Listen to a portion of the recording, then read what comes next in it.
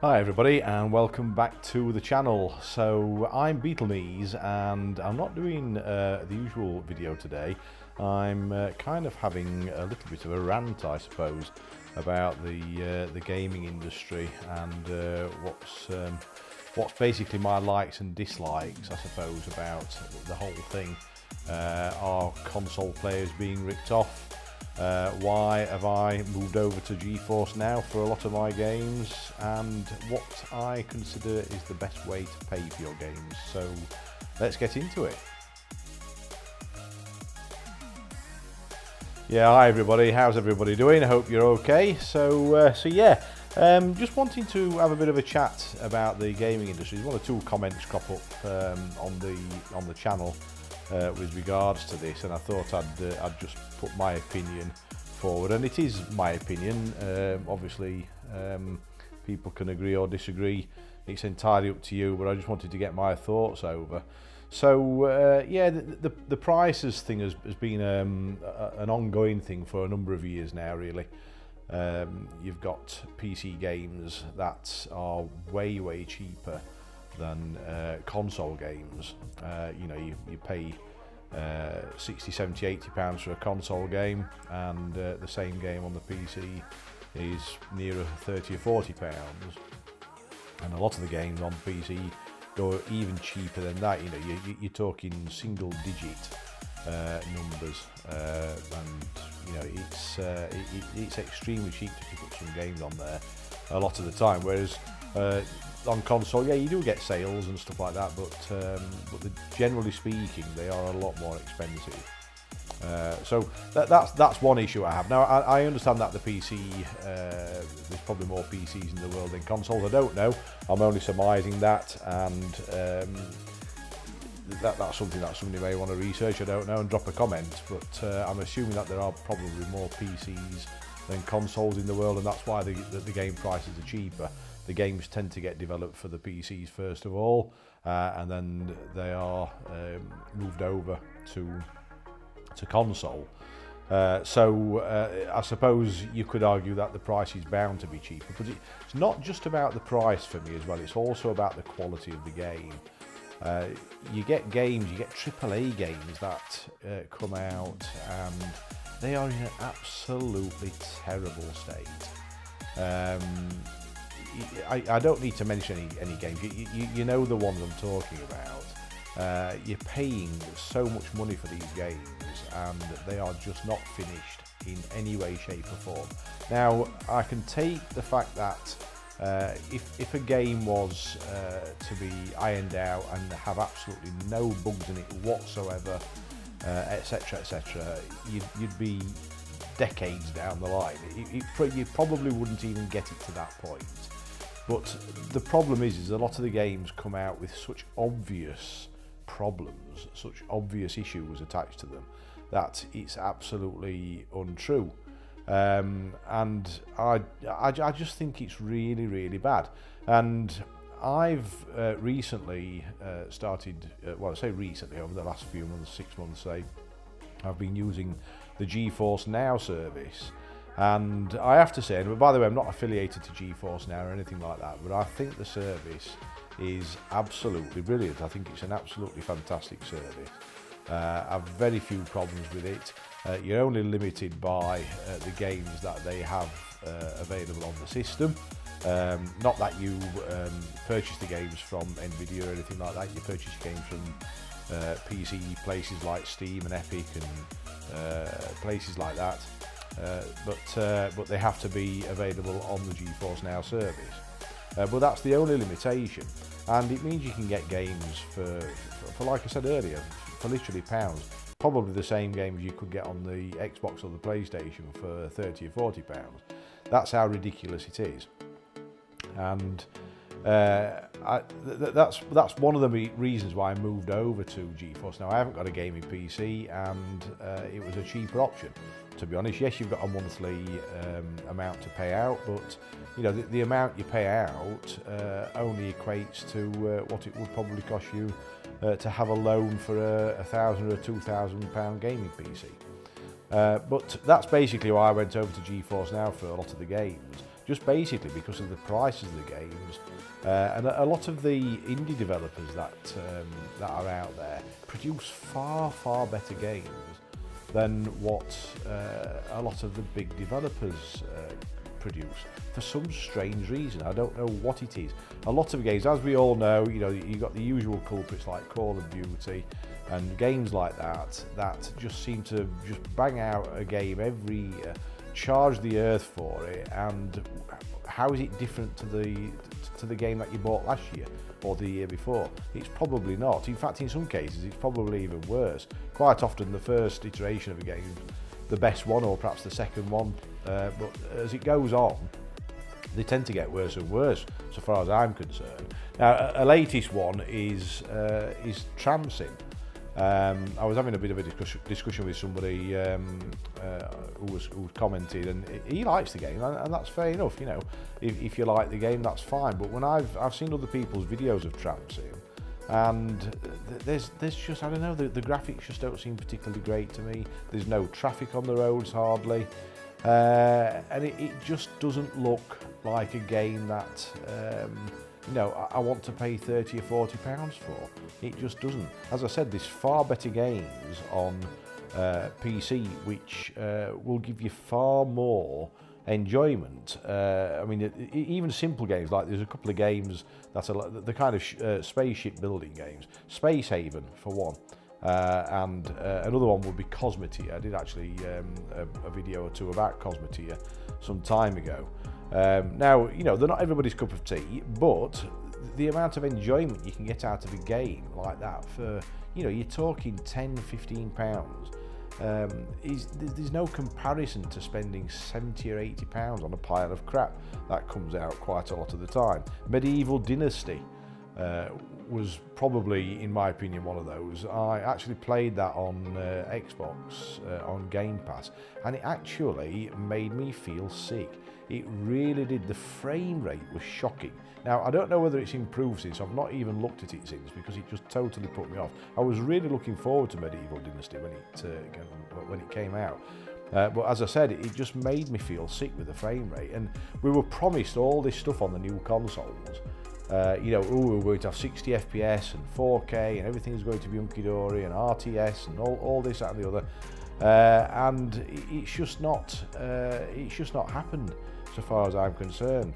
And I thought that was an absolutely terrible game. Elite Dangerous, Frontier Developments, they now don't get me wrong, I absolutely love Elite Dangerous, and I've done a few videos on the channel about it, but they decided to pack in supporting the console versions, which was very frustrating for a lot of people, including myself. You've got that situation going off there, but you compare that to Empyrean, or Empyrean, which is a game that's available on PC, and that's an absolutely brilliant game. I think the developers of Empyrean, I might be mistaken on this, I don't know, might be getting it confused with another game, but I think they're just 2 or 3 people. Like I say, I'm not entirely sure, maybe wrong on that, but there was a game I came across on Steam which I was looking at, which is basically just 2 or 3 people. May or may not be that one, but it's basically a game that just costs you £15-20, and it's an absolutely fantastic game, in my opinion. Like I say, it's not for everybody's cup of tea, but generally speaking, I have a massive problem with this issue of games costing 2 or 3 times more on a console, and you're just getting a pile of shit. That's basically the top and bottom of it. Now, one of those, I have to say, was on the road, and I've mentioned it before on a few of my videos, and I thought I'd just explain a little bit about exactly what happened on that. So when On the Road came out on console, I did get that, and this is before my days on Geforce now, and I thought, oh, we've got a truck sim on a console, fantastic. And it was absolutely shocking. If you look at the advert for that on the Xbox itself, you had the mirrors with the reflections in, you had the 4K graphics, 60 FPS seemingly, and lovely photos, all looking really, really pin sharp, all the traffic on the road and everything like that. Downloaded the game when it was released, and it was absolutely terrible. You've got traffic floating down seemingly on invisible parachutes and landing on the road surface. The graphics were just generally shocking. The frame rate was shocking. Everything was shocking about it, and I've not revisited it since, to be honest. It was an absolutely terrible game. Now, compare that to eventually when I got Geforce now, I bought Euro Truck, and there is absolutely no comparison at all between those two games. Euro Truck, I've hardly got a problem with at all. Absolutely brilliant truck driving game. And again, that is available on Geforce now. You can play that on your Xbox on the Edge browser. And yeah, it just knocks on the road for 6. It really, really does. So, you know, on the road was really bad, I thought, and I wanted to get my money back. And I approached, this is another bugbear I have. I approached Microsoft and requested a refund, and they just didn't want to know. They just don't want to know. Again, they just treat you like, well, once they've got your money, that's it. They just treat you like a piece of dirt. And I tried and tried and tried, couldn't get my money back off them. So they always come out with a stupid excuse like, well, you've already used the game, so we can't, you know, well, yeah. I mean, how do I find out that it's a pile of crap if I haven't actually played the game, you idiot? You know, so, but, you know, that's the policies that they work with. So I eventually, because I'd bought the game on PayPal, I approached PayPal and I said to PayPal, look, I bought this game. To me, it was totally false advertising. I know my rights, I know my statutory rights when you're buying goods. In the UK I'm talking about, I don't know what it's like in the rest of the world, but in the UK we have statutory rights that specify certain things, you know, the games or the whatever you're buying has got to be fit for purpose, etc, etc, etc. And to me, it wasn't fit for purpose. It was unplayable, just about. I also claimed under false advertising as well, because I just thought that as I said, the videos and the pictures that they released were just not true to the actual game I paid for. And PayPal very kindly listened to me, and PayPal gave me my money back, where Microsoft wouldn't. And then there was another episode of that where I bought the Death Stranding game from CD Keys. I bought the key from them. And now, on Geforce now, the only Death Stranding game that is available is the original one. And they released the Director's Cut sometime after, which went on to went on to consoles as well. But I couldn't play the Director's Cut one because it's not available on Geforce now. Only the original version was. So I looked at Steam, and Steam didn't have the original version anymore. They only had the Director's Cut. Went on to CD Keys, and they had the original version with the grey cover. I think the Director's Cut's got like a kind of orangey cover to it, but the original one's got the grey cover to it. And I purchased that key, put it onto Steam, and Steam gave me the Director's Cut. And I thought, well, that's absolutely fantastic, isn't it? Because I didn't want the Director's Cut, I wanted the original version, because that's the only version that would work on Geforce now. Approached Steam. Now, Steam is generally very good with refunds, to be honest. I've not really had much of a problem getting refunds off Steam, unlike Microsoft, for example, and Sony for that matter. But on this occasion, they wouldn't give me a refund. They said that the game I'd got was the game I'd paid for, which I didn't quite understand, because I sent them all the info and everything like that, pictures, receipts, stuff like that, and they just wouldn't have it. They just didn't want to know. They said it's because I'd bought the key from another store, I needed to approach them. So I thought, right, well, I'll go back to CD Keys then. So went through the whole same rigmarole with CD Keys. And again, they didn't want to know either, just wash their hands of it. Basically, you've got the old tennis ball sort of thing going off, you know, where you just passed back and forth like a tennis ball.